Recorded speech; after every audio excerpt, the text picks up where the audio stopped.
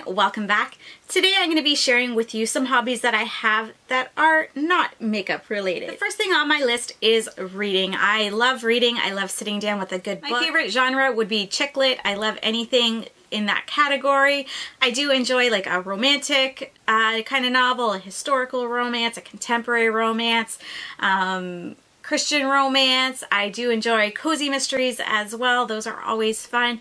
I'm not so much who delves into the more darker side of reading or that sort of thing, just because if I'm reading, I want it to kind of be light and fluffy and enjoyable and an easy read.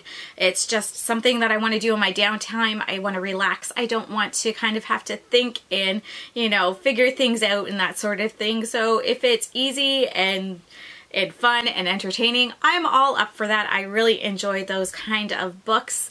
One thing that I do really enjoy that you might want to check out is there is a website called BookBub, and every day you can get an email and it will list all the ebooks that are available throughout various platforms. I personally use Kindle with Amazon, but I believe they have an iTunes one, and they have, I don't know, there's 4 or 5 I think different platforms that you can get it from, and every day it will email you a list of books or ebooks that are available for free that you can download onto your device. You can pick what category you like. They have all kinds of different categories that you can choose from and subcategories and that sort of thing. So you're not getting an email of things that you don't enjoy. It's always going to be things in the categories that you have chosen. And again, that website is called BookBub. I will link it in the description box below if you're curious to check that out. And some of the books that they list in the email aren't free, but they're always at a discount, usually only a couple of dollars. But I always gravitate to just the free ones. There's plenty of them in the emails that I get. So I have like a lifelong list of books that I will probably never get through, and I get them emailed to me every day, a link to those books if I want to check more out.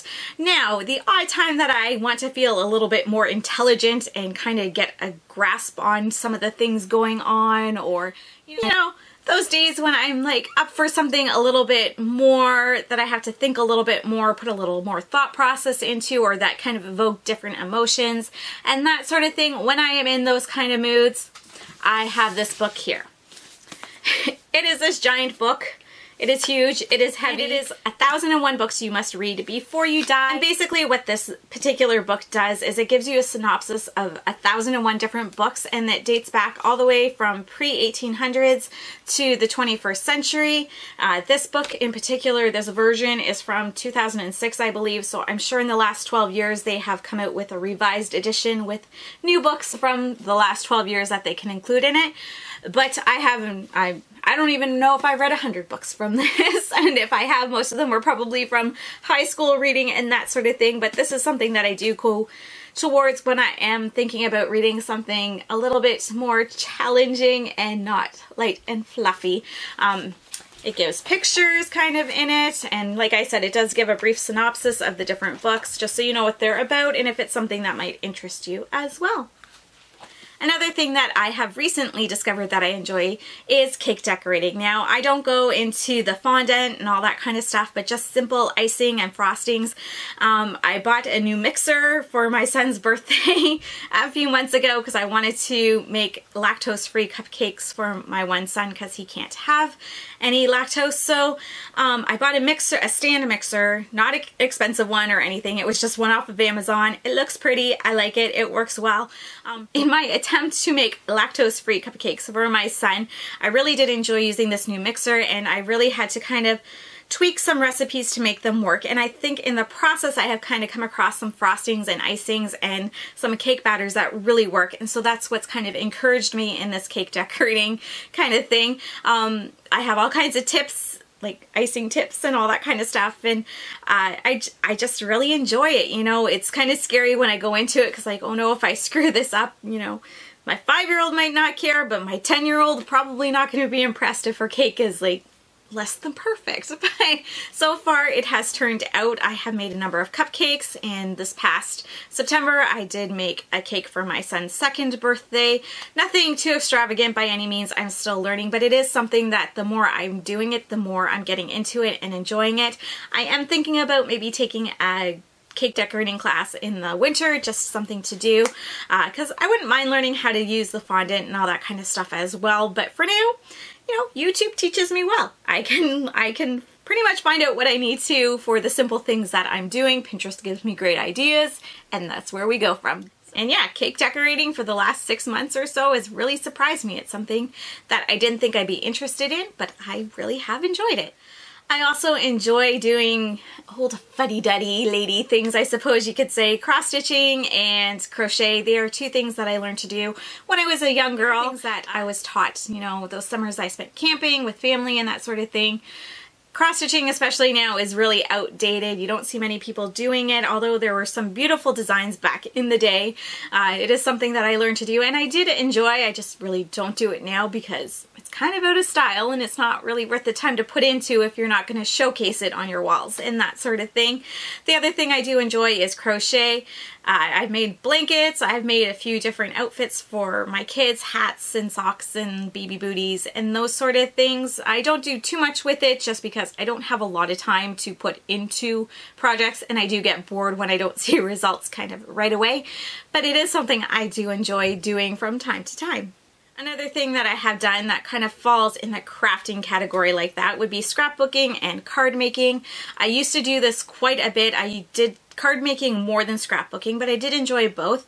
I haven't done card making in a while now. I still have a lot of the stamps, but I did sell off a lot of my inks, so I don't have those to do it. But my daughter has been asking for a baby book because her older sister had one that was kind of started.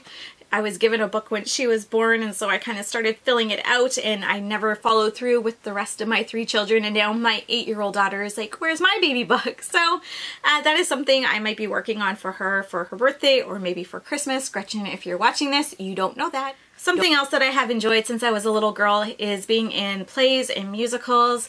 My mother was the music director at our church for a number of years, and she put on big productions every Christmas and every Easter.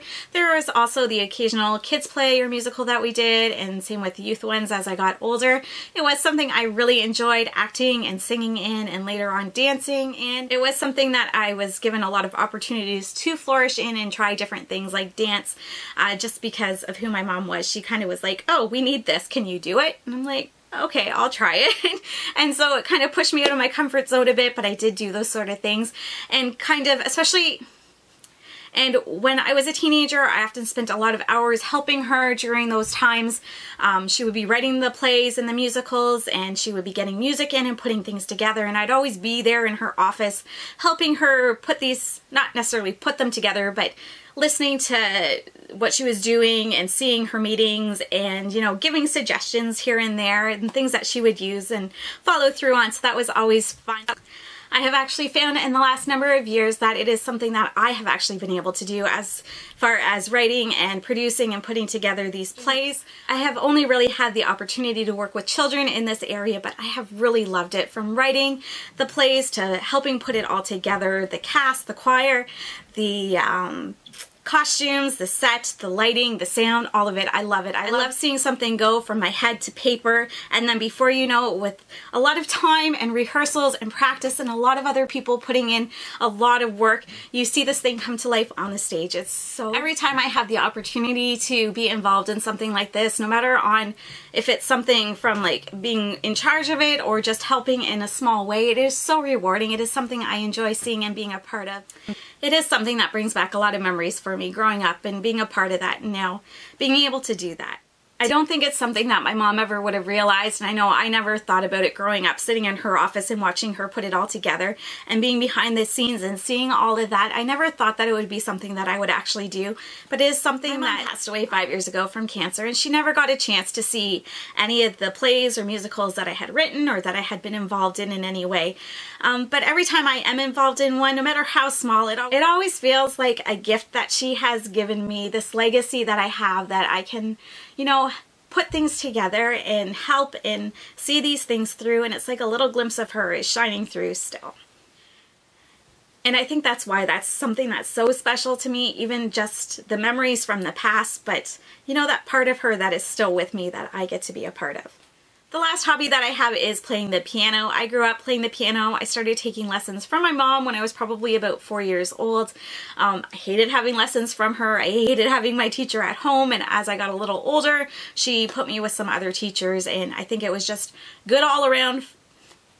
I think that was just a good decision all around for both of us, but it is something that I enjoy doing. I love sitting down and just playing.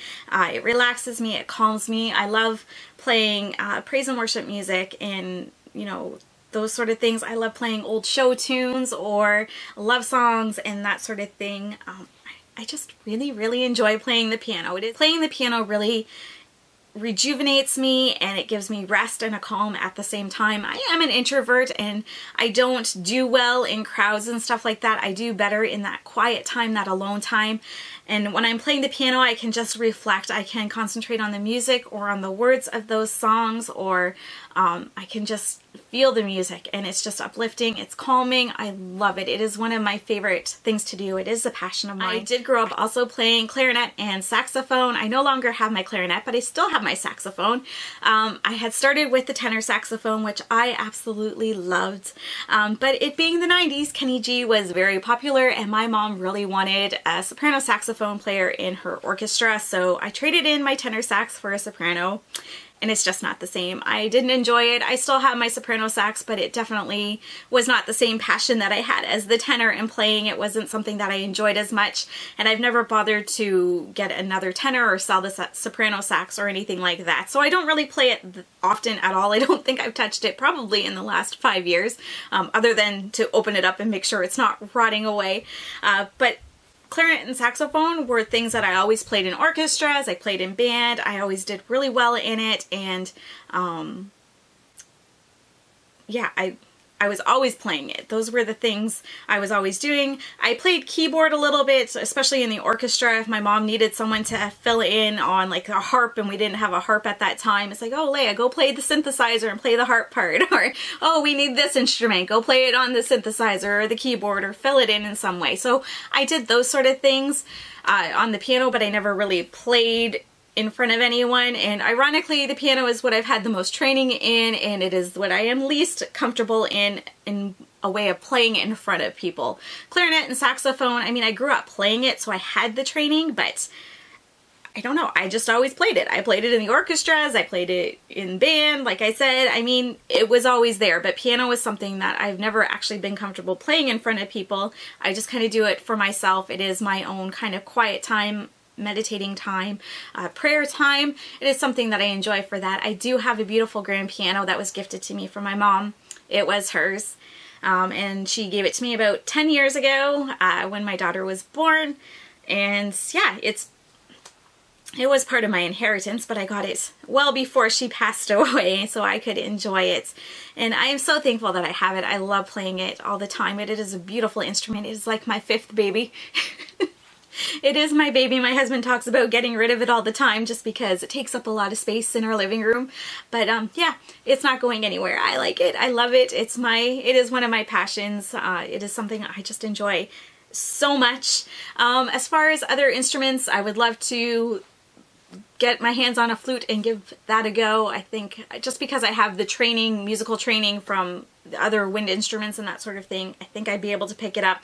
We have a guitar that's been sitting in a closet for like the last 15 years that I bought my husband for one of our anniversaries that he hasn't ever bothered to get lessons for, so I'm thinking about checking out some YouTube lessons on that and giving that a go as well. I just love music in general, I suppose. But yeah, piano, that is one of my passions. I love it so much. And those are a few of my hobbies that I have besides makeup. I would love to know some of your hobbies. Let me know in the comments below so I can hear what you enjoy doing. I know most of our lives don't revolve around makeup and filming videos and that sort of thing. I mean, it's a fun thing to do, but we also have other things that are added into our lives. I do have a family. I have my husband, I have my kids, and I love them so much. I wouldn't call them hobbies though. They are just my life. If you enjoyed this video, please give it a thumbs up. Don't forget to subscribe if you haven't already.